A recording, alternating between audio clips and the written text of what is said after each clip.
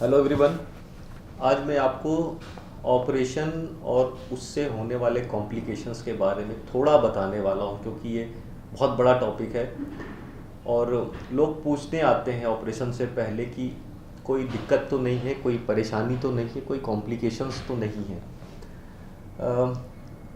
कोई भी surgery accept cosmetic surgery या एस्थेटिक सर्जरी के अलावा कोई सर्जरी चॉइस नहीं होती। हमेशा ये मजबूरी है, सर्जरी होनी है तो होनी है अगर सर्जिकल प्रॉब्लम है। लेकिन जो एक रिस्क रहता है कि क्या रिस्क है, कितना रिस्क है, इसको क्वांटिफाई करना भी बहुत मुश्किल है कि किसको कितना रिस्क होगा। लेकिन कुछ कॉमन फैक्टर्स होते हैं जिसकी बेसिस पे सर्जरी रिलेटेड रिस्क डिसाइड होते हैं। तो किसी भी बड़ी सर्जरी में एक तो एनेस्थीसिया रिलेटेड रिस्क होता है, दूसरा इंट्रा मतलब ऑपरेशन के टाइम का रिस्क होता है, दूसरा पोस्ट ऑप कॉम्प्लिकेशंस होते हैं। पोस्ट ऑप मतलब ऑपरेशन के बाद, तुरंत बाद, और एक लॉन्ग टर्म कॉम्प्लिकेशंस होते हैं जो साल भर, 6 महीने बाद, 5 साल बाद कभी भी रिफ्लेक्ट कर सकते हैं। तो कॉम्प्लिकेशंस के फैक्टर जो एक पेशेंट फैक्टर होता है और एक हॉस्पिटल फैक्टर होता है। कुछ फैक्टर्स मॉडिफाइबल होते हैं, कुछ फैक्टर्स नॉन मॉडिफाइबल होते हैं। सपोज़ कि जिसको जो प्रॉब्लम है हम उसको मॉडिफाई नहीं कर सकते, लेकिन कुछ जो अंडरलाइंग एसोसिएटेड प्रॉब्लम्स हैं जैसे कि डायबिटीज़ है, हाइपरटेंशन है या कुछ और बीमारी है, हम उसको कंट्रोल कर सकते हैं। तो ये अप टू सम एक्सटेंट ये मॉडिफाइबल फैक्टर्स होते हैं। दूसरा हॉस्पिटल फैक्टर या सेटअप का फैक्टर। सर्जरी अगर बड़ी सर्जरी है और किसी छोटे सेटअप में हो रही है और किसी एक बहुत बड़े इक्विप्ड हॉस्पिटल में हो रही है, तो ऑब्वियसली ऑपरेशन के टाइम के कॉम्प्लिकेशंस या लॉन्ग टर्म कॉम्प्लिकेशंस में फ़र्क आ सकता है। बड़ी जगह पे थोड़ा सेफ रहता है। सर्जरी के क्या कॉम्प्लिकेशंस हैं इटसेल्फ?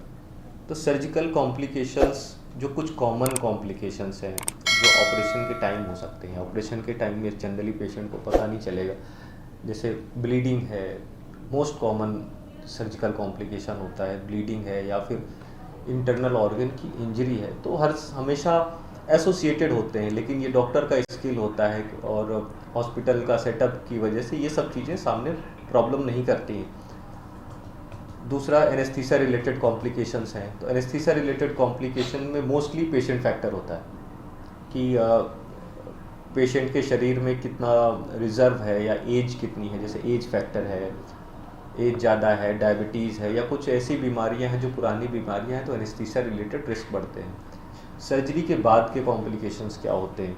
सर्जरी के बाद जो कॉमन कॉम्प्लिकेशन है कि किसी की स्टिचिंग हुई है या टाँके लगे हैं, सबसे पहले जो बाहर दिखता है वो स्टिच होते हैं, तो वो घाव का इन्फेक्शन हो सकता है। तो जो साफ़ सुथरे सेटअप्स हैं या साफ़ सुथरे हॉस्पिटल है वहाँ पर पॉसिबिलिटी ऑफ वुंड इन्फेक्शन या फिर इसको सर्जिकल साइट इन्फेक्शन भी बोलते हैं, एक अलग टॉपिक है, इसकी पॉसिबिलिटी कम होती है। इस इसका भी मॉडिफाइबल फैक्टर कहाँ पर हो रहा है, इंस्ट्रूमेंट कितना स्टेरलाइज है, कितना साफ़ सफाई पे ध्यान दिया जाता है इंस्ट्रूमेंट्स के हिसाब से, या इनफैक्ट सर्जरी होने के बाद वार्ड में भी या बेड साइड नर्सिंग केयर वगैरह, ये सारे फैक्टर्स इंक्लूड होते हैं छोटे मोटे इन्फेक्शंस के लिए। नेक्स्ट होता है डीप इन्फेक्शन, होता है पेट के अंदर की सर्जरी है, बिकॉज पेट की सर्जरी के बारे में बात कर रहा हूँ। तो अंदर के इन्फेक्शन है तो वो डिपेंड करता है क्या सर्जरी हुई है। जैसे जो इंटेस्टीन की सर्जरी होती है, आंतों में अगर कहीं पर भी किसी तरीके से कोई कट लगा है, उसको जोड़ा गया है, लाइक कि इंटेस्टाइनल कंटेंट अंदर थोड़े बहुत भी स्पिल हुए हैं 0.5 ml में के हिसाब से, किसी किसी को ज़्यादा स्पिलेज होता है, तो ये इन्फेक्शन के लिए ये प्रोन होते हैं। इस पे वुंड इन्फेक्शन ऊपर का भी होता है और इंट्रा एब्डोमिनल इन्फेक्शन की भी पॉसिबिलिटी होती है। तो जो डॉक्टर्स की तरफ से ध्यान दिया जाता है या जो हॉस्पिटल की तरफ से ध्यान दिया जाता है कि स्पिलेज बहुत कंट्रोल्ड तरीके से हो। किसी के पेट की सर्जरी हो रही है तो स्पिलेज बहुत कंट्रोल्ड रहे। अगर स्पिलेज हुआ है तो उसकी अच्छे से क्लीनिंग हो, बाकी का सर्जरी कंप्लीट हो, तो ये सारे फैक्टर्स होते हैं। तो ओवरऑल जो कॉम्प्लिकेशंस हैं, तो एक एनेस्थीसिया रिलेटेड कॉम्प्लिकेशन हो गया, सर्जिकल कॉम्प्लिकेशन में भी इमीडिएट पोस्ट ऑप कॉम्प्लिकेशन, ये जो इसमें इन्फेक्शन वगैरह आते हैं, या लॉन्ग टर्म कॉम्प्लिकेशन, अब किसी का कोई ऑर्गन निकाला गया है जो कि ख़राब हो चुका था, तो एक तो डिजीज़ इटसेल्फ उससे रिलेटेड कॉम्प्लिकेशंस होते हैं। ऑपरेशन के बाद पेट के अंदर, क्योंकि ये हीलिंग का प्रोसेस होता है, हील करते हैं पेट में अंदर इंटेस्टाइन बहुत सॉफ्ट सा ऑर्गन होता है, तो अंदर स्कारिंग होती है, स्कारिंग होती है तो उसकी वजह से सब चीज़ें आपस में जा कर के चिपकती है। नेचुरल कोर्स है ये चिपकती भी हैं और लूज भी होती हैं ओवर द टाइम। तो उसके चिपकने की वजह से भी कभी कभी कॉम्प्लिकेशंस आते हैं। वूंड में किसी के पेट में कट लगा है, सपोज सर्जरी हुई है, पेट की बड़ी सर्जरी है, बहुत लंबे समय तक बेड रिटर्न रहा है, पेशेंट के जनरल कंडीशन भी अच्छी नहीं है, न्यूट्रिशन पुअर है, डायबिटीज़ अलग से है, एज भी ज़्यादा है, तो जो बॉडी का स्ट्रक्चर है, जो नॉन मॉडिफाइबल फैक्टर जिसको हम बोल सकते हैं कि बहुत इम्प्रूवमेंट नहीं कर पाए उस पर हम, तो हर्निया बनने के चांसेस होते हैं। इंसीजनल हर्निया बोलते हैं जिसके बारे में, इंसीजनल हर्निया के बारे में मैं आपको अलग से बताऊंगा। लेकिन मेरा जो शॉर्ट में मैसेज है कि सर्जरी हमेशा चॉइस नहीं होती है।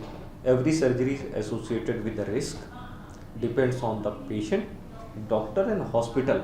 तो आप जितनी भी चीज़ें कंट्रोल करके बहुत कंट्रोल्ड जगह में बहुत ही कंट्रोल डॉक्टर या एक्सपीरियंस डॉक्टर से कराइए तो पॉसिबिलिटी ऑफ कॉम्प्लिकेशंस बहुत कम हो जाते हैं। आजकल टेक्नोलॉजी इतनी एडवांस है, इतने अच्छे इंस्ट्रूमेंट्स हैं, इतने अच्छे ओटी सेटअप्स हैं कि ओवरऑल जो कॉम्प्लिकेशन रेट है ये बहुत डिक्लाइन हुआ है पास के कंपैरेटिवली। तो आप टेंशन नहीं लीजिए और सब चीज़ें जानकारी ले करके आप अच्छी जगह पे और प्रॉपर तरीके से सर्जिकल प्रोसीजर उसे कंप्लीट करिए, क्योंकि जो आपके जो मेन कारण है जो बीमारी का, उसको अगर सर्जिकल ऑप्शन है तो कोई और चॉइस नहीं होता है। Thank you so much.